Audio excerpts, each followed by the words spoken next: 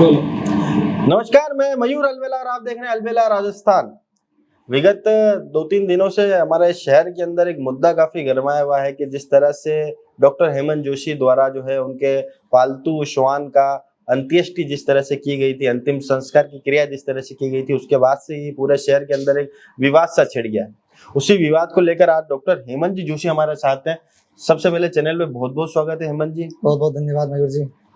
हेमंत जी साहब, ये बताएं कि हमेशा अच्छे कार्यों में नाम आना और उसके बाद एक इस तरह की घटना से नाम जुड़ जाना, इसको किस तरह से देखते हैं और क्या पूरा मामला रहा? देखिए मयूर जी, भारत स्वतंत्र है और सबको अपनी बात रखने का, तर्क वितर्क करने का पूरा जी। और जिनके प्रतिनिधियों द्वारा, जिन सम्मानित पुरुष द्वारा जो बात रखी गई है उसका भी मैं सम्मान करता हूँ जी। और कहीं ना कहीं मेरे से अगर त्रुटि रह गई हो तो उसके में भी संज्ञान किया मैंने। तो 2 दिन मैंने भी इस सब चीजों को सोचा था। जी। विगत अभी 6 तारीख को मेरा पालतू श्वान था, जिनको मैं 15 दिन का था तब से लाया था दिल्ली जी। से जी। और 12.5 साल तक उसको मैंने यहाँ पे रखा था। वो ना तो कोई बीमार था ना कुछ था, उसको बस ऐसे घुमाने के लिए मैं सड़क पे ले गया था और अचानक अटक के कारण गिर के उसकी डेथ हो गई थी। जी। उस समय पूरा उदयपुर में बाढ़ का समय था, सब तरफ पानी भराया था और परिवार पूरा उस अवस्था में नहीं था कि क्या सोचे क्या करे। 2 घंटे से ऊपर हो गया था जी। फिर क्या करे तो किसी ने कहा कि अशोकनगर में बात करते हैं। अशोकनगर बात की तो किसी व्यक्ति द्वारा बताया गया कि अपन यहाँ कर सकते हैं और यहाँ पे जर्जर अवस्था में ये स्मारक बना हुआ, यहाँ पे आप कर सकते हैं, कोई ऐसा नहीं है। तो वहां जाके उसका मैंने विधिवत तरीके से दाह संस्कार किया। और मतलब वो जो आपने जहाँ पर दाग करा, आप कहना चाहते हैं कि वहाँ पर वो पुरानी अवस्था में था इसलिए वहाँ कोई और दाग नहीं हो रहे थे? हाँ देखिए, ये मेरे को ये बताया गया था कि वहाँ पे किसी का भी दाग नहीं होता है और वहाँ पे पास में ही एक दाह संस्कार हुआ था, पर बाढ़ आने के कारण उसका दाग अधूरा रह गया था और वो लाश जो थी वो अधूरी अवस्था में थी। शायद वो किस समाज की थी वो मुझे ध्यान नहीं है, पर हमारे कल्याण परिवार द्वारा उस लाश का भी अंतिम संस्कार किया गया। जी। मेरे को ज्ञात होता कि इस तरह की अवस्था और ये होगा तो मैं वहाँ कतई नहीं करता और इस प्रकार के कृत्य करने का कोई भी मैं नहीं करता, पर मैं भावनाओं में और इस तरह सदमा लगा हुआ था कि क्या करे, तो मैंने पूर्णतः हिंदू रीति रिवाज से इसका मैंने संस्कार किया था। क्योंकि दिल्ली, कोलकाता और अदर जगह भी डोस का ये फ्यूनरल होता है और सरकार द्वारा वहाँ पे ऐसे दाह संस्कार के बनाए गए हैं कि जगह बनाई हुई सरकार की। हाँ, पर्टिकुलर जगह बनी गई है कि आप विधिवत तरीके से इनका दाह संस्कार कर सकते हैं और उदयपुर में ऐसा कोई जगह प्रोवाइड नहीं कर रखी है। पर उस भावनाओं में बहकर और वहाँ किसी व्यक्ति द्वारा बताए कहने पर तो मैंने वहाँ कर दिया और मुझे नहीं पता था कि यह मेरी गलती जो है, अनजाने में की गई गलती इतना बड़ा ये रूप ले लेगी। जी।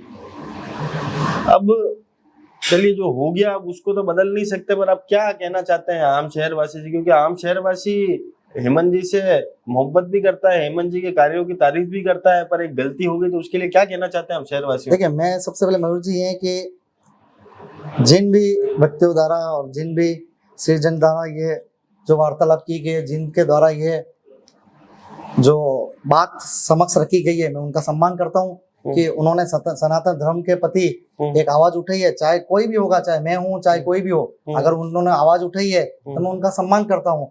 और इस पे मैंने अगर गौर किया कि अगर मेरी इस पे कोई त्रुटि होती है तो मैं इन सब से हाथ जोड़ के क्षमा याचना करता हूँ सनातन धर्म से कि किसी भी समाज को या किसी व्यक्ति विशेष को या सनातन धर्म को मेरे इस कार्य से या भावनाओं बेकर मैं जो अनजाने में जो कार्य किया उसके द्वारा किसी को ठेस पहुंची है तो मैं उनसे क्षमा प्रार्थी हूँ। जी।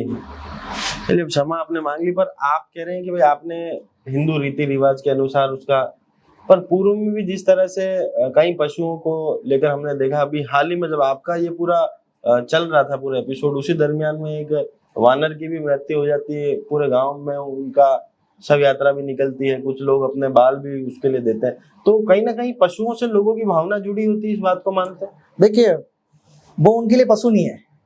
आज मेरे घर पे श्वान था तो वो बेटा था जी। जैसे अभी एक मुद्दा आया था कि एक जो वानर है उसका भी दान संस्कार किया, 11 जनों मुंडन किया था, तो वो उनके प्रति उनका लगाव था, उन्होंने अपनी संवेदनाएं फील की है। उस समय वो नहीं समझते हैं कि क्या गलत होगा क्या सही होगा। उस समय भावनाओं बहकर जो कृत्य किया जाता है उसके बाद वो एहसास होता है कि गलत है या सही है। पर एक तरह से जो पालतू पशु है वो एक बेटे के बराबर होता है। कोई भी परिवार या कोई भी अदर व्यक्ति जो इनको पालता है वो इसको अपने बेटे के रूप में रखता है और वो ये चाहता है कि इसकी अंत्येष्टि अच्छे तरीके से हो और इसको मोक्ष प्राप्त हो ताकि अगले जन्म में ये अच्छा जन्म लेके इस धरती पे आए। इसी उद्देश्य से मैंने इसका दान संस्कार किया था और पूर्व में भी भारत में बहुत सी जगह ऐसे डॉग्स है जिनका भी दान संस्कार किया गया था। जी, तो क्या मतलब हेमंत जी से द्वारा ये सिर्फ एक गलती से या गलत निर्णय की वजह से ये सब विवाद उत्पन्न हुआ?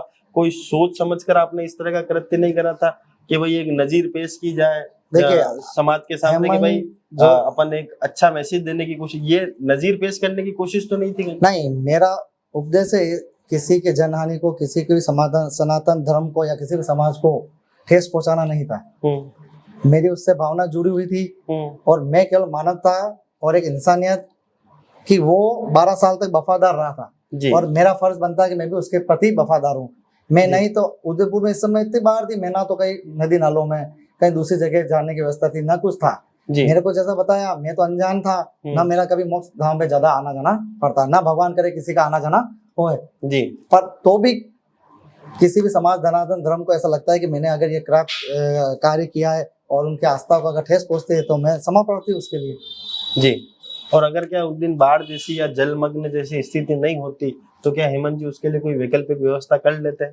देखिए, वैकल्पिक व्यवस्था तो उस समय ये होता है कि सोची समझा कुछ नहीं किया जाता, क्योंकि ये उस समय होता है कि भावनाओं में है कि उस समय अगर देहांत हो गया, उसकी डेड बॉडी सामने पड़ी है, परिवार सब दुखी है, तो उस समय कुछ सोच नहीं सकती है जी। उस समय ये था कि बस इसको अच्छी जगह दान संस्कार हो या अच्छी जगह कुछ भी हो ताकि ये अच्छी योनि में जाए। मेरा उद्देश्य किसी को जनहानि करना नहीं है, क्योंकि मैं हमेशा सनातन के लिए खड़ा रहूंगा, तो सनातन सर्वोपरि है जी।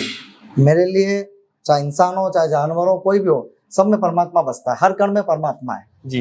पर यह है कि चलो अब ये मुद्दा जब उठ गया है इतना, और जिन्होंने सबने अपनी अपनी बात रखी है, मैंने उस पर 2-3 दिन गौर किया और आज पहली बार मैं आपके सामने आया हूँ। मैं उनका सम्मान करता हूँ कि जिन्होंने सनातन के लिए आवाज उठाई है और मैं क्षमा प्रार्थी हूँ इन सबके लिए।